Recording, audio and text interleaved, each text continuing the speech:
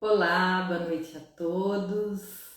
E vamos para mais uma live do nosso movimento Cuidar e Transformar. Hoje a gente tem a presença do Maurício Barros e é um dia muito especial, né? Um dia que a gente está celebrando o nascimento de um novo livro dele. Esse queridíssimo Maurício já está por aí. Olá, Maurício, boa noite. Boa noite, satisfação. Satisfação é a minha. Boa noite a todos. E hoje uma noite, né, super especial aí, né, Maurício? Com certeza. Essa nova jornada aí. Vamos falar um pouquinho a respeito do livro dele, né? O tema da live é o nome do livro, né? Do novo livro do Maurício, o segundo livro dele, Emoções, um mapa para a vida. Aí É dá um isso. alô pro pessoal e eu gostaria que você falasse, se apresentasse também, né? Porque o Maurício escritor não é todo mundo que conhece, né? Então, falar um pouquinho dessa jornada aí. Boa noite a todos. Queria agradecer a Luciane por mais uma oportunidade de estar aqui conversando e a oportunidade de estar trazendo para vocês também a apresentação desse mais novo livro aí que a gente acabou escrevendo. Ah, de acordo com a solicitação dela, ah, eu sou psicólogo clínico, a minha formação é em psicologia, psicanálise, filosofia e teologia. O primeiro livro que eu escrevi saiu em 2024, no início do ano, e é um livro, um compêndio sobre reflexões filosóficas. Chama Para Onde e Para Quê. É um livro que tem como proposta fazer reflexões sobre a vida que a gente leva. Essa vida, muitas vezes, sem reflexão, uma vida no piloto automático, uma vida onde a gente, em vez de agir, acaba reagindo àquilo que é apresentado. E nesse livro eu exercito um prazer de trazer reflexões, que é a coisa que eu mais gosto de fazer, que é filosofar. E acabou sendo um livrinho de verdade. É um pequeno livro com algumas reflexões, e as pessoas me solicitavam muito para fazer um livro sobre as palestras que a gente faz. E para que não fique uma coisa desorganizada, eu resolvi fazer um compêndio nesse livro sobre as palestras relacionadas a sentimentos e emoções. E juntar todas as palestras de emoções e sentimentos em sequência, dar uma lógica a ele, porque é assim que eu penso e é assim que eu falo, uma introdução sobre sentimentos, o desenvolvimento dos sentimentos e emoções mais fundamentais, e uma conclusão falando como os sentimentos afetam o nosso corpo físico, e disso derivou esse trabalho que a gente trouxe um pouquinho atrasado, era para ter saído no começo do ano, acabou demorando um pouco mais do que a gente imaginava, mas está aí à disposição do pessoal. E é uma satisfação apresentar mais esse trabalho aí. E agradecer por estar tendo esse espaço para apresentar esse trabalho. E eu falei, mas não mostrei, está aqui, ó. Emoções e as emoções principais aí na capinha, tá certo? Eu É isso. aprendi. O Maurício foi meu terapeuta por um bom tempo, e uma das coisas que ele me ensinou é a gente comemorar as nossas vitórias, né? E assim que eu vi no Facebook dele, no Instagram, a, falando, né, sobre esse novo livro, na hora eu mandei para ele, falei, viu, o tema da nossa live vai ser esse, porque a gente tem que comemorar, né? O Sim, primeiro livro ainda a gente não fazia live, senão o primeiro livro já teria vindo também. E, no entanto, no primeiro livro eu fiquei muito no pé dele, porque eu falei, Maurício, a gente tem que comemorar, tem que fazer a. lançamento. Ela falava uma festa de lançamento e tal. A gente tem que fazer a Justamente festa de aquilo que a gente lançamento. não, que a gente foge e tem vergonha. Mas não. como que eu aprendi, a gente tem que comemorar, então vamos lá, né? Eu gostaria de falar um pouquinho sobre realmente a temática, né? A finalidade de escrever esse livro, além de trazer um compêndio sobre as emoções, derivado da somatória das palestras que a gente faz, a ideia é um entendimento sobre as emoções. As emoções, elas são respostas a estímulos externos. As emoções, elas brotam de dentro da gente e elas têm um papel extremamente relevante na nossa vida. São as emoções que determinam como a gente vê a vida, como a gente sente a vida, como a gente pensa a vida, como a gente age e se comporta na vida. E existe muito pouco espaço para poder falar, para poder aprender sobre as emoções. Faço questão de falar isso. A escola tradicional que você frequentou, que eu frequentei, não deixa de ser uma linha de produção, de preparação para pessoas que vão precisar ingressar no mercado de trabalho. A escola, no modelo que a gente tem hoje, ela nasce junto com a Revolução Industrial, onde as crianças ficam uma atrás das outras, num nível abaixo do professor, que fica numa pequena plataforma, numa condição de superioridade, transmitindo o seu conhecimento de forma ativa, e o aluno, de forma passiva, recebendo aquelas informações e processando para que ele acumule essas informações e venha a se formar ano a ano, até galgar a possibilidade de estar apto a exercer uma função na nossa sociedade, cumprindo seu papel no mercado de trabalho. Essas informações que são passadas, elas são informações que têm um cunho científico, que têm um cunho humano, no sentido da sua aplicabilidade, mas em nenhum momento, na escola formal, você aprende absolutamente nada sobre aquilo que você sente, sobre as suas emoções. E o sujeito pode ser o melhor aluno da classe, tirar nota 10, se formar com uma idade até inferior à dos colegas, passar em número 1 numa excelente faculdade, arrumar um ótimo emprego, mas emocionalmente ser uma pessoa completamente ignorante daquilo que sente e reagir a todas essas conquistas que foram duramente obtidas, com muito esforço, de uma forma inadequada. E para vocês não se assustarem, infelizmente é isso que a gente vê. Quanto mais bem-sucedida é uma pessoa nesse mundo de materialidade, de conquistas, de consumo, menos intimidade essa pessoa tem com aquilo que vai no coração dela, com aquilo que, de alguma forma, a toca, positiva ou negativamente.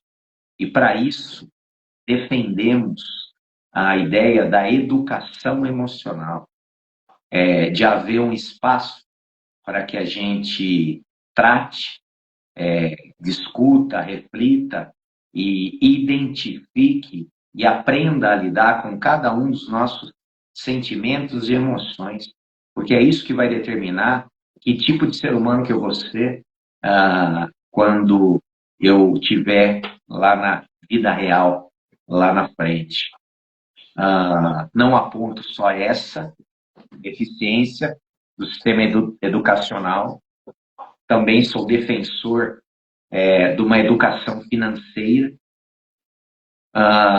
também sou defensor de uma educação para a saúde, a começar de uma educação alimentar e depois de uma educação em trato do corpo físico, do corpo material.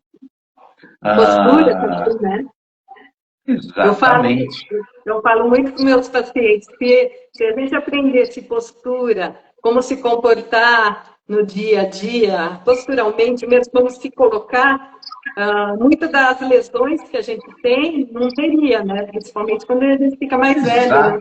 Exatamente. E para vocês que não pescaram essa, isso é uma cutucada interna nossa, porque a Luciane critica muito a minha posição desleixada de sentar, e foi a vida inteira assim, você está entendendo?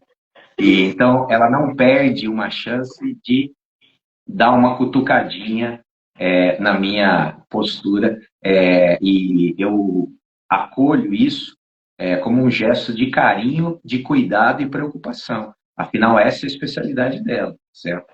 Mas Não é nada pessoal, eu você tô, sabe eu tô disso. atento, não, eu tô atento, eu tô prestando atenção. Fica tranquila com isso. Educação emocional, educação financeira, educação alimentar, educação para a saúde. E posso ir um pouco mais longe, tá certo?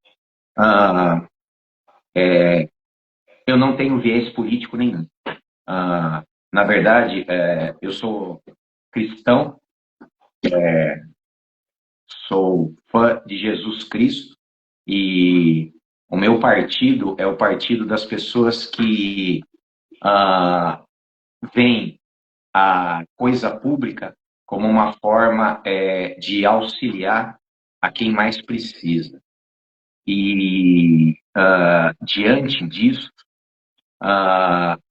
eu cito aqui Paulo Freire, não ideologicamente, mas na sua capacidade e genialidade. A escola é um lugar onde deveriam se formar pessoas para serem seres mais humanos. E eu proponho, inclusive, uma reflexão. Como é que seria o mundo se na escola, além de aprender português, matemática, geografia, história, física, matemática, a gente, antes de ir embora, aprendesse a varrer a sala que a gente usou, aprendesse também a fazer a comida que a gente comeu, lavar a louça que a gente usou, lavar o uniforme.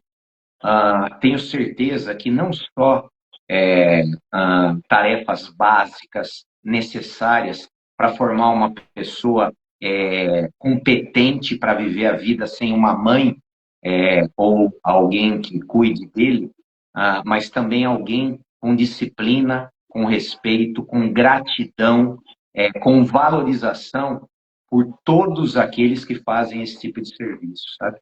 Então, são pequenos apontamentos que a gente traz aqui da necessidade de estender a nossa educação e o nosso aprendizado, que não é exclusivo na escola, ele começa lá, mas ele não tem fim, tá certo? É durante a vida inteira. Educação é a educação da alma.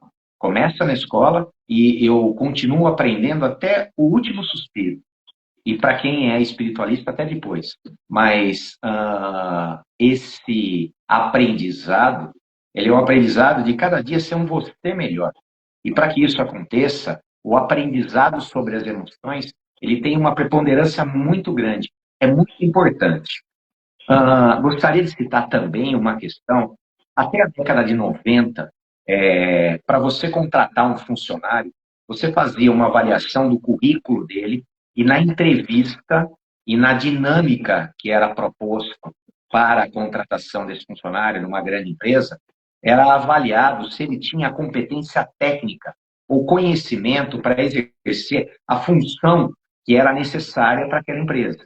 Então, se ele soubesse fazer o serviço, ele já teria 50%. Os outros 50% seriam uma avaliação da trajetória profissional dele. Se a carteira de trabalho dele era uma carteira limpa, como nós falávamos na década de 90, se o sujeito tinha constância no seu trabalho, isso determinava que ele era um bom profissional. Um sujeito que mudava de emprego a cada 6 meses ou um ano, era um sujeito de baixa confiabilidade, e não era preterido para essa vaga. Então, esses eram os principais requisitos: competência técnica e uma postura profissional que transmitisse segurança ao contratante. A partir do final da década de 90, ficou claro que só isso não bastava. E você, muitas vezes, contratava um sujeito que sabia fazer muito bem o serviço, só que dentro do ambiente profissional, ele gerava caos. Ele, através de não conhecer e não saber lidar com seus sentimentos e emoções, era um sujeito que não agregava, que transformava o ambiente em um lugar pesado, em um lugar tenso, em um lugar cansativo, ou um lugar triste, ou um lugar de competitividade. E aí começou-se a avaliar nas contratações aquilo que a gente chama hoje de inteligência emocional, ou quanto a pessoa conhece das emoções e lida bem com as emoções. E hoje, a partir do ano 2000 para frente, em qualquer entrevista de emprego, vai ser avaliada na entrevista a sua inteligência emocional, fazendo perguntas para determinar como você reage diante de determinados estímulos. Se você é uma pessoa equilibrada, se você conhece seus sentimentos, ou se você é uma pessoa que expressa muita raiva, expressa muita tristeza, expressa muita mágoa, muito ressentimento, é uma pessoa agressiva muitas vezes, esse tipo de pessoa impaciente já não serve mais para trabalhar, porque apesar de ser competente tecnicamente, ele não é uma pessoa que vai compor um quadro funcional para uma empresa que trabalha em regime colaborativo. Então, nas entrevistas, essa parte ela tem um valor muito grande. Muita gente hoje é preterida por não saber se colocar numa entrevista e demonstrar que não tem inteligência emocional. E, numa dinâmica, aí o sujeito entrega completamente quem ele é. Para quem não sabe o que é uma dinâmica de contratação, eu posso citar como exemplo. Eu junto para um cargo, por exemplo, de gerência, eu junto 7 candidatos numa sala e entrego para eles uma tarefa. Aqui tem papel de seda, vareta, cola, linha, uma tesoura, e vocês vão fazer uma pipa em grupo. E aí, um observador, que normalmente é o contratante, responsável pelos recursos humanos, vai ver como cada um se porta, como cada um reage àquela tarefa. Quem toma iniciativa, quem determina o que vai ser feito, quem distribui as tarefas, como a pessoa que recebeu a tarefa recebe a incumbência e executa com tranquilidade ou de uma forma mais desrespeitosa. E aí, nessa observação de como o cara se comporta nessa dinâmica, esse sujeito é admitido ou excluído. Então, eu queria dizer para vocês que não valorizam a inteligência emocional como um quesito na vida, até para a questão profissional, ela é um elemento extremamente valioso e importante. Então, o autoconhecimento, num quesito emocional e sentimental, ele é algo hoje prevalente. Tão importante quanto trabalhar. É isso aí. Maurício, deixa eu te perguntar uma coisa. Você falou da questão reatividade lá no comecinho. Falando em emoções, a forma com que a gente reage com as nossas emoções tem a ver, então, com a forma com que a gente não soube lidar na infância, ou melhor, que a gente tentou lidar na infância. Primeiro, vamos diferenciar emoções e sentimentos.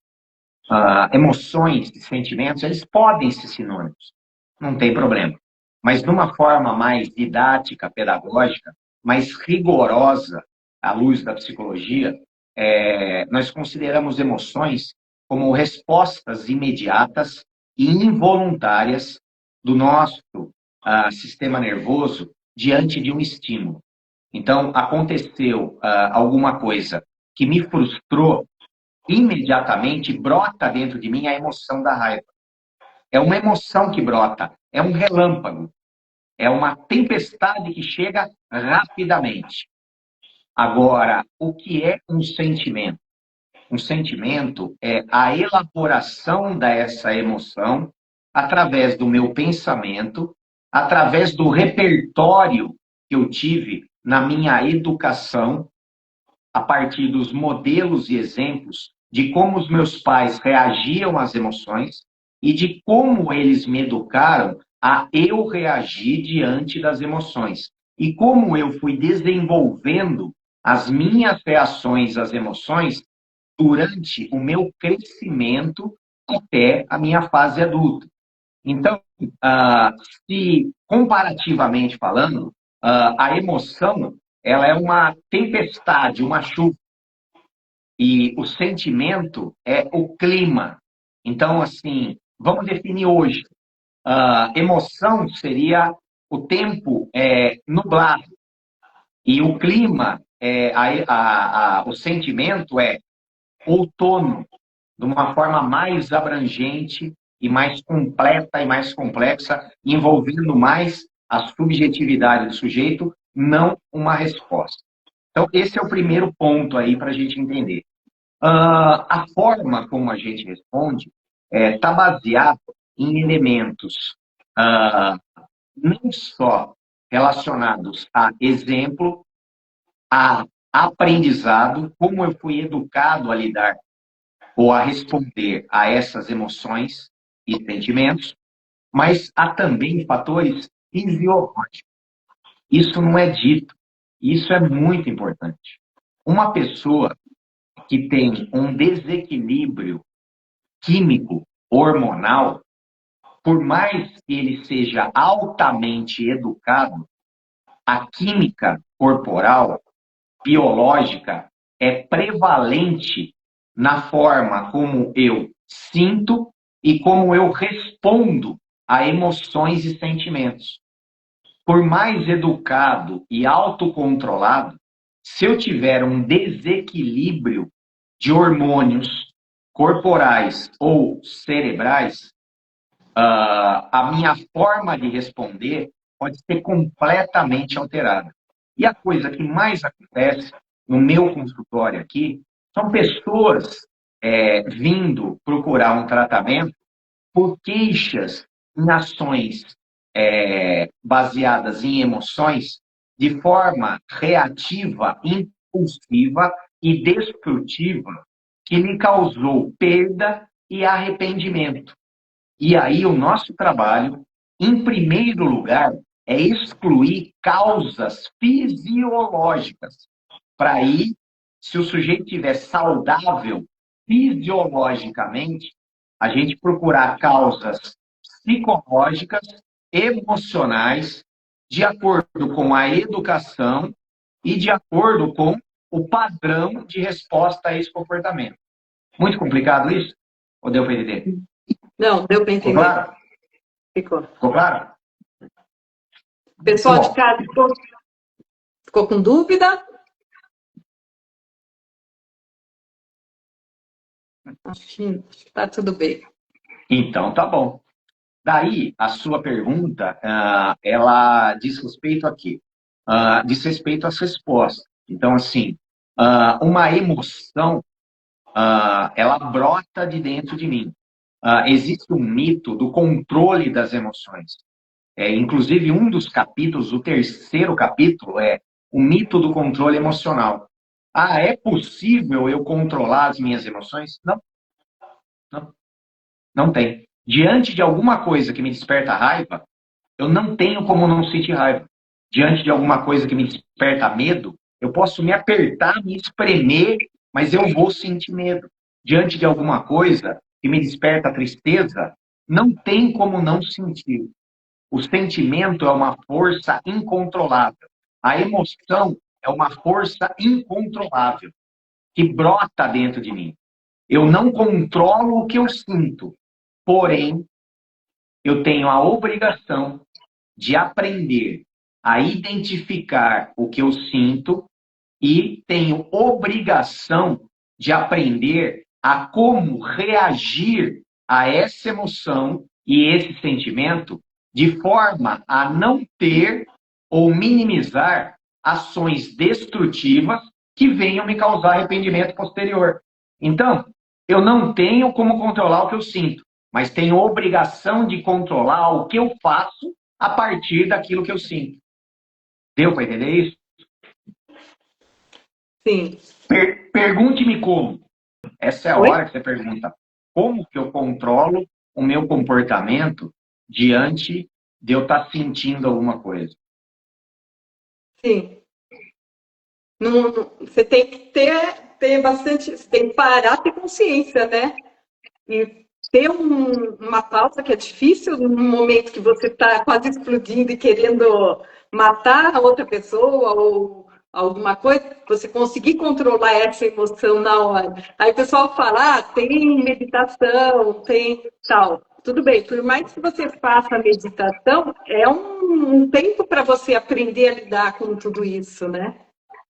Exatamente. Então, assim, não tenho como controlar o que eu sinto, mas tenho como controlar o comportamento diante de um sentimento. Mas como que eu faço isso? Eu faço a partir da apropriação. O primeiro trabalho é o trabalho de autoconhecimento.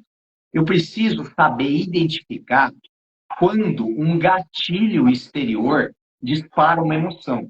Eu percebi que eu tenho uma emoção de raiva, eu tenho nem que seja uma fração de segundo para escolher. Escolher ser reativo, responder a essa emoção de raiva com agressividade, com soco, com tapa, com palavras ofensivas, destrutivas, ou eu tenho uma escolha de reagir de uma forma diferente. Eu posso reagir com luta ou posso reagir com fuga, fugindo dessa situação conflituosa até que essa emoção diminua de intensidade e eu consiga, não motivado por essa emoção, escolher qual comportamento vai ser o meu repertório de reação diante dessa situação. Só que isso é uma prática, é um desejo. Eu, ouvinte aí da nossa live, posso estar vivenciando uma situação onde eu estou cansado de, em situações de raiva, ofender a esposa, ofender o marido, brigar com o filho, às vezes perder uma amizade, ou, destratar alguém, e eu não quero mais isso na minha vida. O que eu tenho que fazer?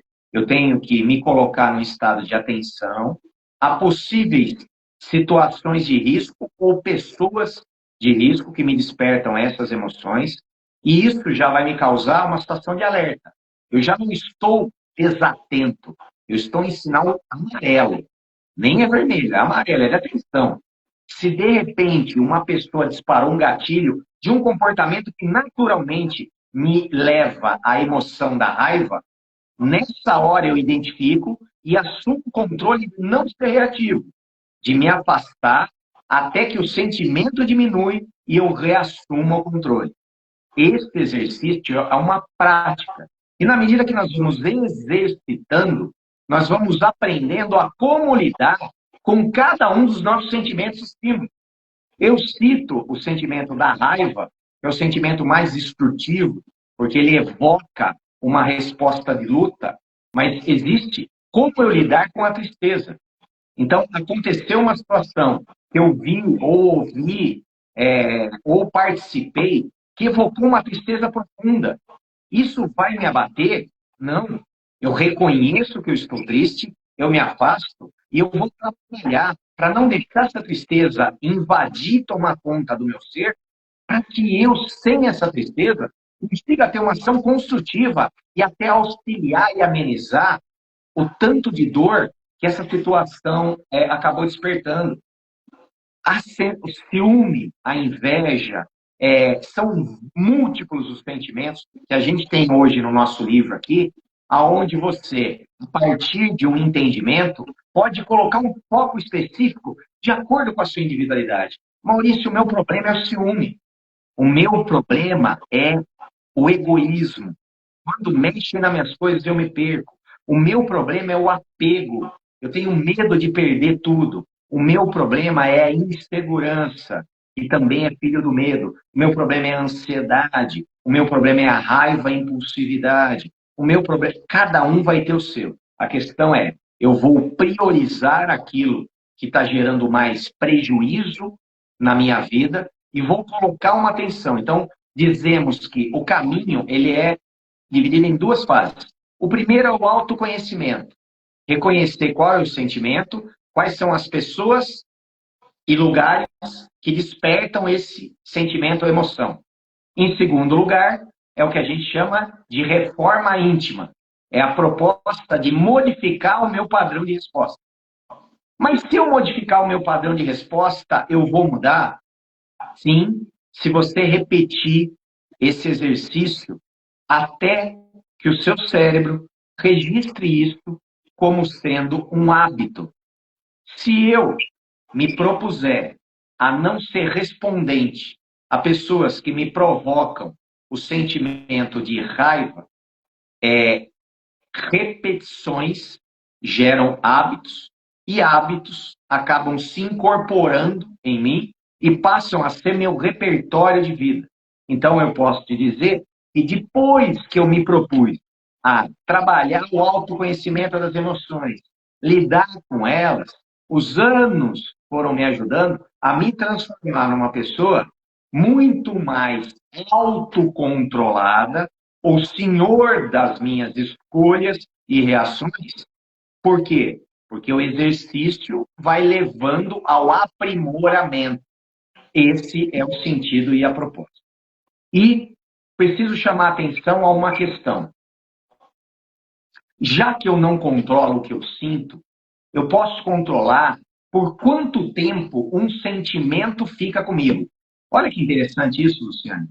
Vou citar um exemplo aqui, tá certo? Eu pego o meu carro e estou indo para a firma trabalhar. E no cruzamento ali, perto do bolão, ali na frente da Quinta da Azevedo, onde todo mundo bate, um sujeito me dá uma fechada de carro.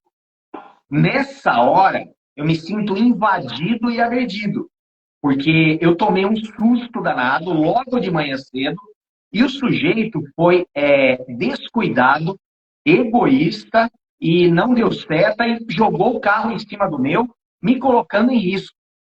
Nessa hora, brota um misto de susto, medo, mas prevalentemente raiva e agressividade. Eu vou atrás dele, eu vou buzinar, eu vou xingar, eu vou colocar a mão para fora e fazer um gesto obsceno. Aí o sujeito vai embora e eu fico vendido, eu tenho que trabalhar. Esse sentimento de raiva, ele vai comigo. E aí eu chego no trabalho, vou tentar trabalhar e eu fico remoendo a fechada que eu tomei. Aí eu vou tomar café e aí o que eu falo para os colegas? Você não sabe, hoje cedo na Quintas Azevedo, onde todo mundo dá trombada, um cara quase bateu em mim. Foi por Deus. Você não sabe. Aí o cara conta também e a minha raiva aumenta. Aí eu sento para trabalhar de novo, continuo pensando no cara. Se eu cruzar, guardei o carro. É uma caminhonete preta. Se eu cruzar esse cara na rua, ele vai ver. E aí eu vou para casa almoçar, a primeira coisa que eu faço é eu contar para minha esposa o que aconteceu de manhã cedo. Aí eu vou e a comida nem desce.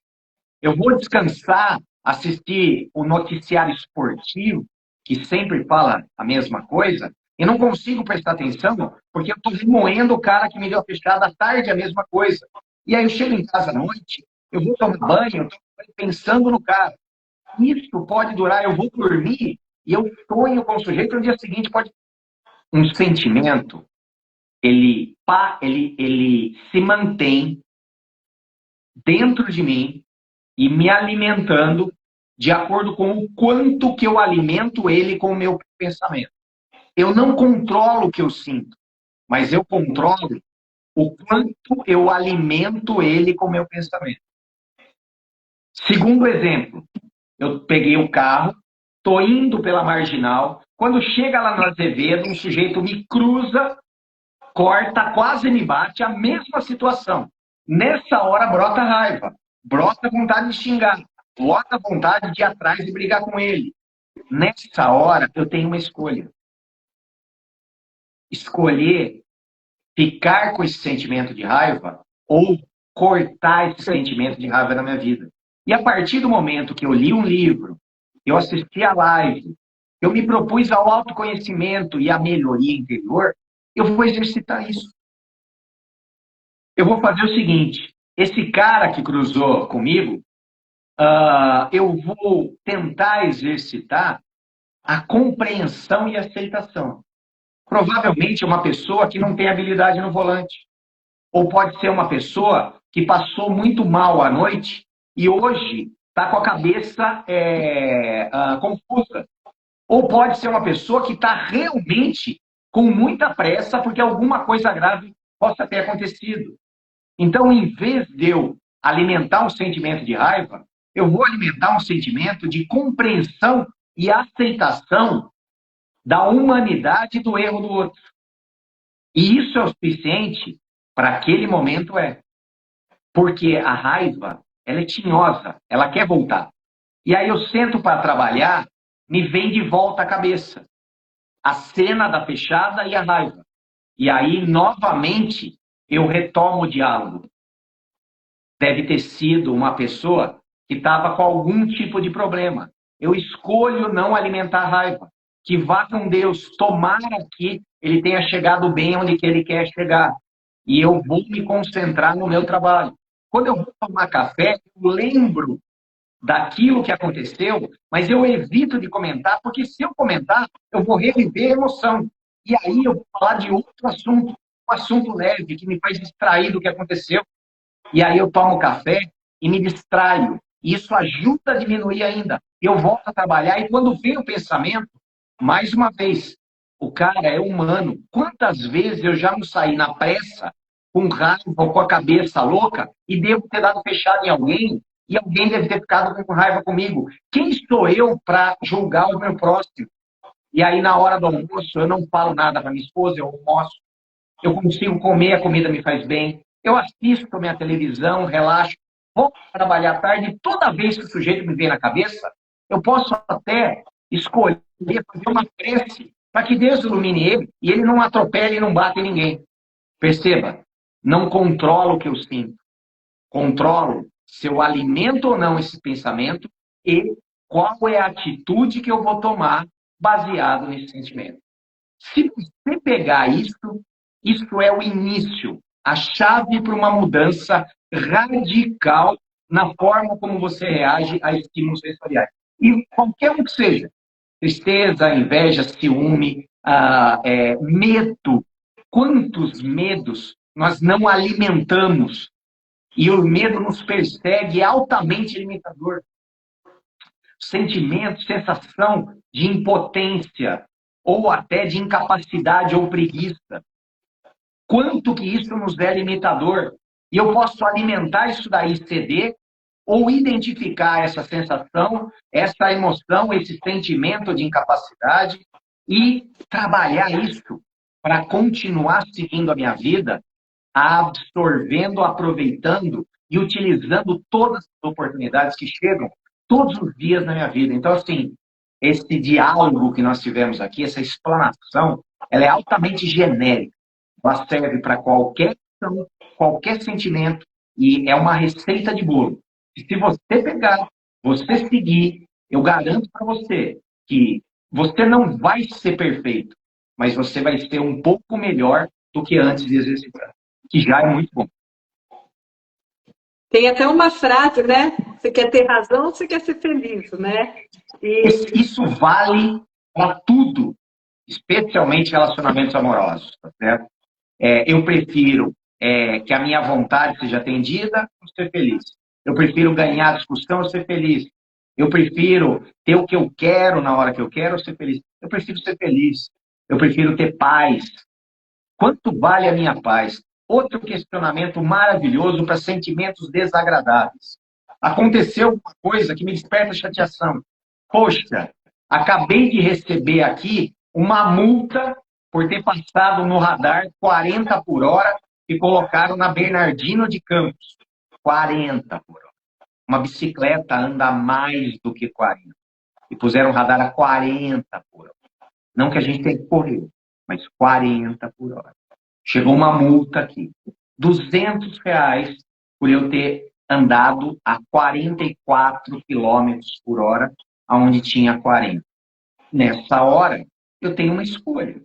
Deixar que aquela multa estrague o meu dia, a minha semana, o meu mês, ou fala assim, esses R$ 200 vale a minha paz?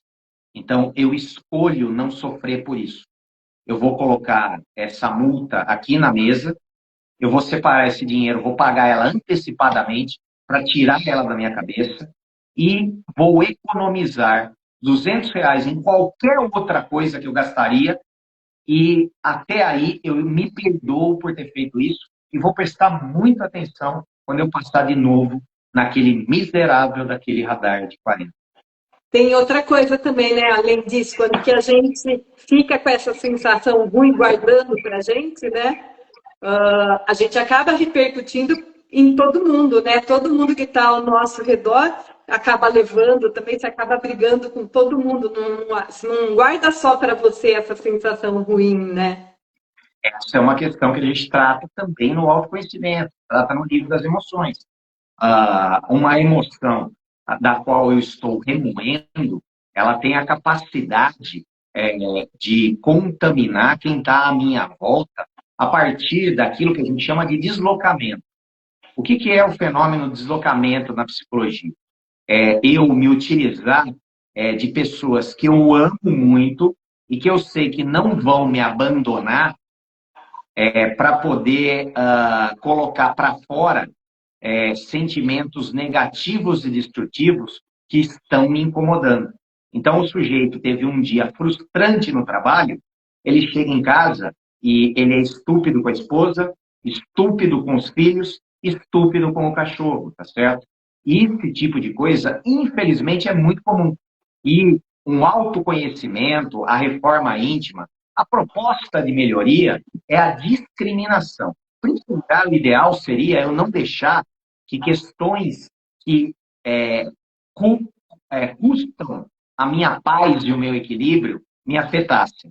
Mas já que eu deixei, por um acaso eu não consegui manter a contenção disso, e eu acabei acumulando uma energia negativa, emocional, é lógico, que eu saiba discriminar. Isso está lá no trabalho, aqui em casa é outra persona, outro personagem. Aqui eu sou marido, eu sou pai, eu tenho que deixar os problemas lá fora e ninguém aqui merece o meu mau humor, o meu mal-estar por coisas que não lhes são pertinentes. Isso é uma excelente lembrança que você trouxe. E fora isso, o que a gente tem? A gente tem, por último aqui, a repercussão fisiológica de emoções e sentimentos não trabalhados. Tudo aquilo que você, de alguma forma, reprime, recalca, guarda dentro de você, vai parar em algum lugar. Nós, na psicanálise, falamos que tudo aquilo que não é dito, que não é trabalhado, se transforma em sintoma. E qual é o sintoma? Se eu estou muito triste, muito solitário, muito carente, eu posso compensar comendo demais ou comprando demais. Se eu me sinto muito inseguro, muito ciumento, muito frustrado, eu posso compensar isso tendo uma atitude de controle excessivo às pessoas que estão à minha volta. E isso gera perdas nos relacionamentos. Se eu estou infeliz, insatisfeito com o trabalho que eu exercito e estou me sentindo impotente de mudar essa situação, eu posso tentar fugir desse sentimento compensando com excesso de bebida, com excesso de drogas e agora a mais nova moda, o excesso de jogos, porque não deixa de ser uma droga, um vício extremamente pesado com prejuízos muito graves. Então, assim, você falou de compensações, sintomas, mas existe também um adoecimento físico. Existe uma área que se chama psicossomática, que é o estudo da relação entre mente e corpo. Emoções e sentimentos não trabalhados, eles geram adoecimento físico. Existem alguns sentimentos que prioritariamente acabam gerando adoecimento físico. E existem órgãos que estão prevalentes a isso. Não é incomum falar que uma pessoa excessivamente nervosa e irritada vai desenvolver problemas gástricos, tá certo? Que uma pessoa muito raivosa vai ter problema no seu fígado, tá certo? Uma pessoa muito medrosa vai ter problema no intestino, no aparelho urinário. E aí vai cada parte do seu corpo, preferencialmente, ou por identificação, ou por cópia do que você viu na sua infância com seu pai e sua mãe manifestando sintomaticamente por emoção, você vai fazer também, tá certo? É muito bom observar isso. A questão hereditária, que eu observei e repito na minha vida, a questão toda é eu entender que tem pessoas que carregam mágoas por anos. E essa mágoa, para se transformar num câncer e levar o sujeito à morte, é isso daqui, tá certo? E você já viu isso? Já, e eu poderia citar aqui casos e casos que eu já atendi em consultório, de pessoas que foram ofendidas, magoadas, traídas, e por conta de sentimentos altamente negativos, o seu corpo adoeceu irremediavelmente e foram a óbito. Então, existe sim, isso é comprovado cientificamente, uma relação entre emoções e sentimentos e sintomas fisiológicos que, se não tratados, acabam resultando em doenças cronificadas e levando o sujeito à morte. Maurício, a gente tem muita dificuldade de falar dos nossos sentimentos, né? Vejo muito na questão de relacionamentos entre as pessoas, essa dificuldade. Então, às vezes, a pessoa fica magoada com a outra, mas não fala que ficou magoada e espera que a outra adivinhe que ela ficou magoada. E daí você continua com aquele sentimento por muito tempo, mas a outra pessoa muitas vezes nem sabe que você ficou magoada por causa de alguma coisa que ela falou, né? Então, eu acho que é uma coisa muito difícil hoje, que tem que ser trabalhado mais, é a gente começar a falar, brigar menos e falar mais sobre os sentimentos, né? Não reagir direto, mas vamos questionar por que aconteceu isso. A educação emocional, ela passa por esse movimento. Como eu disse, 2 etapas. Primeiro, o autoconhecimento das emoções, das situações, lugares e pessoas de risco. Segundo, é a proposta de mudança, que a gente chama de reforma íntima, mudar meu comportamento, mudar a minha ação. E eu tinha antes uma ação, às vezes, destrutiva, reativa, mas eu posso ter uma ação construtiva. Diante de uma ofensa, o primeiro movimento é eu não alimentar essa ofensa, essa mágoa, esse ressentimento através de pensamentos. Segundo, não ser reativo para não potencializar isso daí.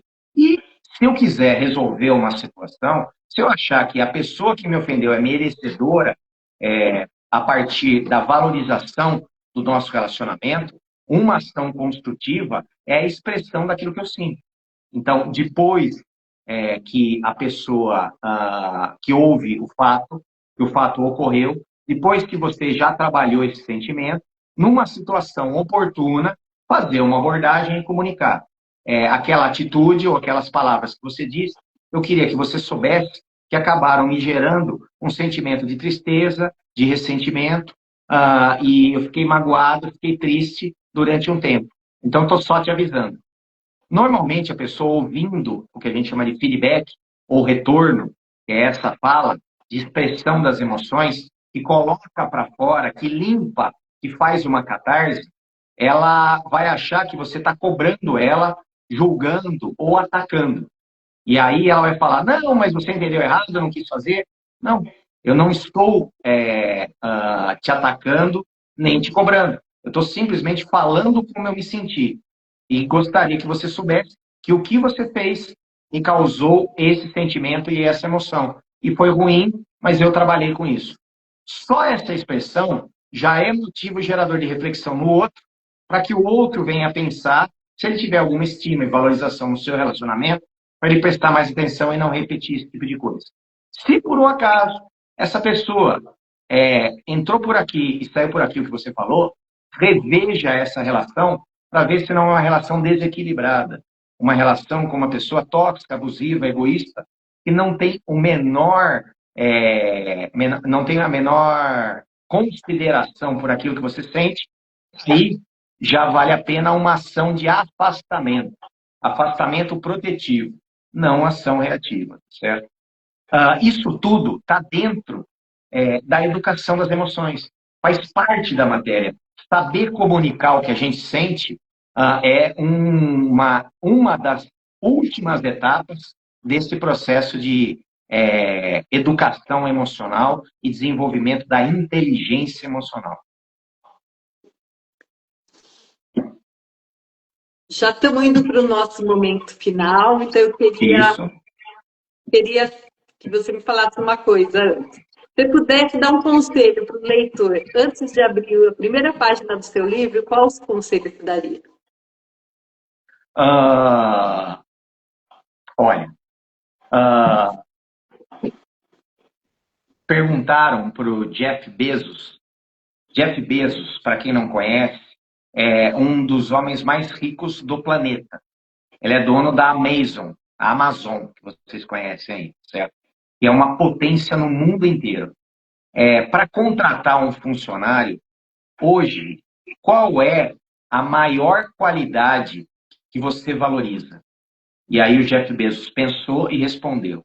Ele falou, a maior qualidade que eu valorizo numa pessoa se chama humildade intelectual. Porque uma pessoa que sabe, que não sabe, ela está aberta para aprender tudo. Então, o meu conselho, antes de abrir, não o meu livro, mas qualquer livro, é abrir o livro com a cabeça aberta e aberto a aprender, a ouvir um ponto de vista diferente, a refletir sobre aquilo que você aprendeu, sobre a forma como você age, sobre a forma como você reage, sobre a forma com aquilo que você acredita. Só uma chance. Se você ler esse livro, e esse livro puder te agregar alguma coisa, já valeu a pena. Porque você foi aberto, humildemente, para poder estar aprendendo. Aquele que acha que sabe tudo, nunca está aberto a aprender nada. Então, sempre, em qualquer lugar, em qualquer situação, a humildade intelectual é a maior qualidade que um ser humano pode apresentar. Mas o Jeff Bezos é o cara mais rico do mundo, ele é da atualidade. O Jeff Bezos somente reforçou a fala de um dos maiores filósofos da humanidade, chamado Sócrates, que nasceu 3 séculos antes de Cristo, que tem como a fala considerada de maior sabedoria da humanidade, só sei que nada sei. E desdobrando isso para outros filósofos, quanto mais eu aprendo, mais eu percebo o tamanho da minha ignorância. E, seguindo na sequência de grandes homens, Einstein, quanto mais eu aprendo do universo, mais eu percebo o quanto é grande aquilo que eu não sei. Então, leia, ouça, sempre com a cabeça aberta para aprender alguma coisa, que aí o teu crescimento nunca vai ter limite. É bem a história do copo meio cheio, né? Exatamente a história do copo. O pessoal está perguntando aí aonde encontrar o seu livro para venda. Ele vai estar me acompanhando nas minhas palestras até eu colocar na livraria Pulseiro, que é a livraria que tem o meu livro anterior, tá certo? Acho que a semana que vem já vai estar disponível na livraria. Até lá, aonde eu tiver, eu vou estar com o livro para ser entregue. Se por um acaso tiver dificuldade, manda mensagem para a Luciane aí que ela vai ajudar nessa aquisição, tá certo? Sem dúvida. Você pode guardar o meu até. Eu espero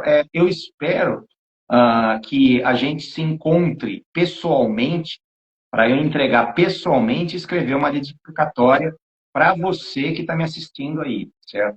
Então, seria um prazer tê-lo em uma das minhas palestras, em todos os lugares que a gente vai, que não são poucos, é bastante lugar que a gente vai, e a gente vai estar junto aí para se conhecer e para ter esse contato pessoal que nada substitui. É muito gratificante a oportunidade que a Luciane me dá de estar falando com vocês, mas, inegavelmente, eu queria muito estar falando isso pessoalmente para cada um de vocês, tá bom? Agradeço a Luciane, desejo uma boa semana a todos, fiquem todos com Deus e até o nosso próximo encontro com aquele tema que ficou prometido, que é falar sobre envelhecimento. É o próximo, tá certo? Certinho. Gratidão a todos. No final da live eu vou deixar o contato do Maurício. Posso deixar lá? Deixa o meu contato no Instagram. Aí a pessoa manda um direct lá e a gente acerta. Pode ser? Mandar e entregar o livro. Isso, aí a gente deixa o contato lá, quem quiser, entre em contato com ele. E sucesso, tenho certeza que vai ser. Não vejo a hora já de pegar seu livro para eu começar a ler. Semana que vem a live vai ser com a Rosane. E a Rosane, a última live dela do mês passado, ela já falou sobre livro. Então, semana que vem ela vai continuar dando uns toques de como que a gente lê o livro inteiro e como que a gente pega os principais pontos do livro. E é isso. Gratidão, Maurício, gratidão a todos. Obrigado. Tchau, tchau. Até a próxima.